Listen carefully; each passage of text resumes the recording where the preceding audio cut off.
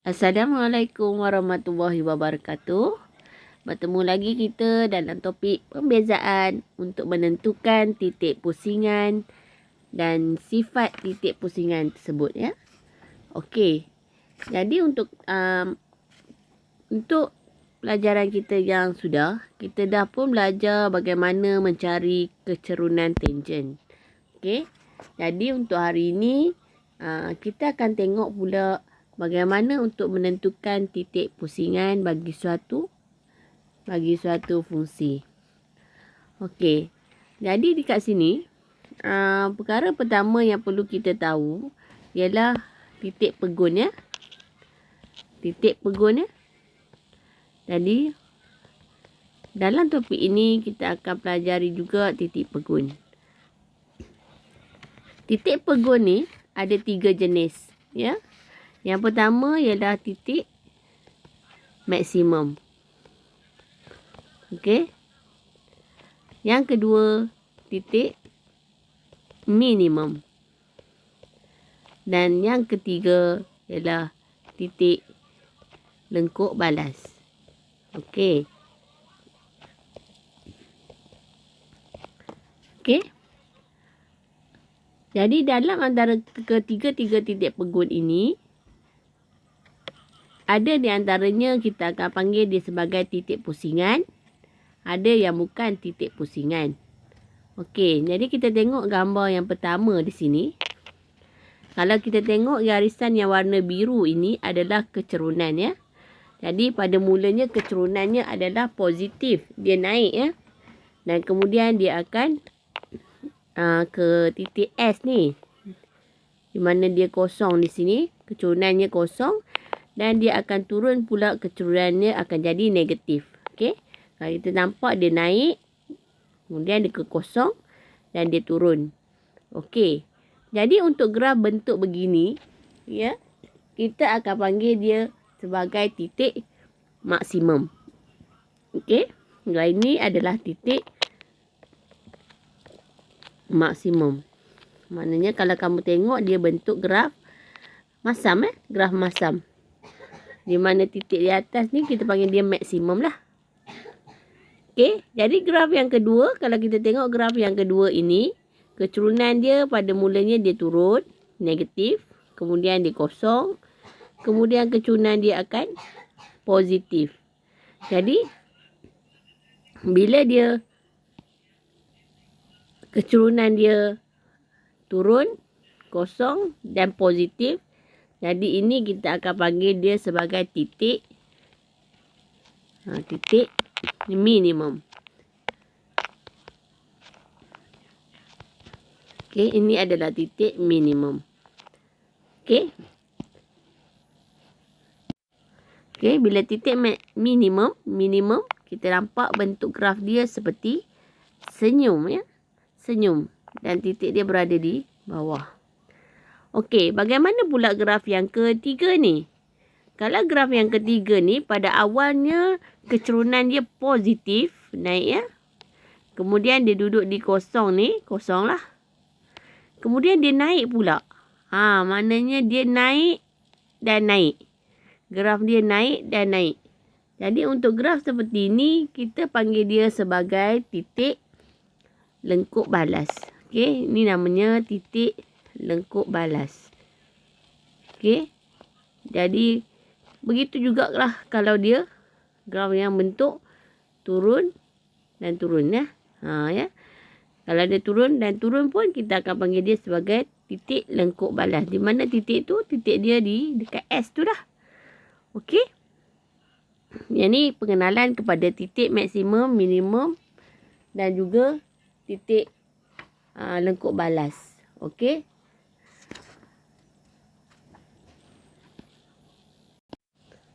Okey, kita tengok pada graf yang ini ya. Katalah kita ada graf ni. Kalau kita perhatikan untuk peringkat yang pertama ini, yang merah ni ya. Merah ni, yang ni ya. Pada mulanya dia adalah kecerunan positif ya. Dy per dx besar daripada kosong, maknanya positif, jadi dia akan naik lah. Bila dia naik, di titik A ni adalah titik maksimum kita lah. Okey. Kemudian kita tengok pula dia menurun. Nampak dia menurun ni? Lengkuk ni ya. Jadi di titik C ni kita panggil dia sebagai titik lengkuk balas. Okey, di C ni titik lengkuk balas. Kemudian di B ni pula, nampaknya graf itu dia dah turun, lepas tu dia naik semula. Kecurunan kita dah jadi positif ya. Maka di sini dia akan jadi titik minimum. Okey. Ini antara contoh kalau diberi gambar rajah ya. Okey, kita tengok contoh 16 ni. Contohlah ya. Contoh 16 diberi lengkuk Y sama dengan X kuasa 3 tolak 3X kuasa 2 tolak 9X tambah 11. Okey. Jadi soalan ni nak cari koordinat titik pusingan. Okey. Jadi untuk cari koordinat titik pusingan, kita mestilah pertama sekali kita kena tahulah titik pusingan ni ialah dy dx adalah kosong. Okey. Pertama sekali kalau nak cari titik pusingan, dy dx adalah kosong. Okey. Jadi kena tahulah nak cari titik pusingan dy dx mesti kosong.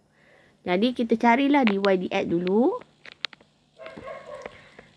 Okey. Katalah di sini cikgu terus selesaikan. X kuasa 3 jadi 3X kuasa 2. Tolak 6X. Tolak 9. Okey. Disebabkan nak cari titik pusingan, jadi dia mestilah kosong lah. Okey. Okey. Persamaan kuadratik ni boleh dipermudahkan lagi ya. Bahagi 3 dia dapat X kuasa 2 tolak 2X tolak 3 sama dengan kosong. Okey. Jadi boleh buat pemfaktoran dekat sini. X tambah 1 X tolak 3 sama dengan kosong. Maka X sama dengan negatif 1. X sama dengan 3. Okey. Jadi itu nilai X ya. Jadi kalau kita tengok titik. Kalau titik ni maknanya dia mesti ada X dan Y lah. Yang kita dapat ni baru X. Jadi kita cari pula untuk Y kita lah. Okey, katalah bila kita dapat, bila X sama dengan negatif 1, apa jadi pada Y? Masuk balik dalam persamaan yang asal ni lah. Persamaan asal ni, negatif 1 kuasa 3 tolak 3 negatif 1 kuasa 2 tolak 9X tambah 11. Oh, tak ganti sini ya. Negatif 1 ya. Bila gantikan, kita akan dapat jawapan kita 16. Okey. Jadi, kalau kita gantikan X 3 pula, Y kita akan dapat 3 kuasa 3 tolak 3 kuasa 2 tolak 9 3 tambah 11. Maka Y kita ialah negatif 16. Okey. Soalan dah terang-terang beritahu kat kita koordinat ya. Jadi jawapan untuk koordinat yang sini negatif 1 16 dan koordinat sini 3 negatif 16. Okey. Maka dapatlah koordinat titik pusingan bagi lengkuk itu ada 2. Okey. Jadi dia ada 2 lengkuk. 2 titik pusingan. Okey. Sekarang soalan B pula kata tentukan sama ada titik pusingan itu maksimum atau minimum. Maknanya kita tahu kalau maksimum dia bentuk begini. Dia berada di atas. Kalau minimum dia akan menurun ya. Dia akan macam ni, minimum. Jadi kita nak tahulah sama ada dia maksimum, siapa yang maksimum, siapa yang minimum. Okey. Jadi untuk soalan ini, katalah soalan B. Maksimum dan minimum. Okey. Untuk mencari titik maksimum dan minimum, perkara yang pertama yang perlu kita tahu ialah D kuasa 2Y dx kuasa 2. Ya. Jadi kalau misal kata ni pembezaan kali peringkat kedua lah. Kalau pembezaan peringkat kedua kita besar daripada kosong, okey, dia akan menjadi titik minimum. Okey. Ini kita kena tahulah. Kalau D 2Y per dx 2 ni kurang daripada kosong, maka titik itu adalah titik maksimum. Okey. Ini kalau kita tengok kalau besar daripada kosong, dia positif lah. Okey. Jawapan kita yang positif. Yang ni jawapan negatif. Okey. Jadi untuk tahu dia pusingan ni, titik pusingan ni maksimum atau minimum, kita buat pembezaan peringkat kedua. Okey. Kita buat pembezaan peringkat kedua dahululah. Ambil balik pembezaan tadi. Okey, pembezaan tadi 3x ni ya. Ni. Yang ini ya. Jadi cikgu buat pembezaan semula dapat 6x tolak 6. Okey. Daripada sini kita tahu kita ada dua nilai x tadi. Yang tadi kita dapat x kita ada dua nilai. Yang pertama x kita negatif 1. Yang kedua x kita ialah 3. Kan? Jadi kita akan gantikanlah x kita tadi. Okey, kalau negatif 1, cikgu akan dapat d2y dx ni akan dapat 6 negatif 1 tolak 6. Negatif 6 tolak 6 dapat negatif 12. Kalau yang sebelah sini pula, pembezaan kedua kita akan dapat 6, 3 tolak 6. Lebih kurang dapat 18 tolak 6, dapat 6 lah. Okey. Sekejap, 18 tolak 6 dapat 6 pula. 18 tolak 6 dapat 12 lah. Okey, 18 tolak 6 dapat 12. Okey. Daripada sini, kita dapat nampak lah. Yang x negatif 1 tadi, kecerunan kita, d2y per dx2 ni, negatif. Okey. Kalau dia negatif, maknanya dia titik maksimum. Okey. Jadi, kita tahu koordinat yang ni. Yang ni koordinat tadi apa tadi? Koordinat 1, negatif 1, 16 kan? 16 ialah titik maksimum. Okey.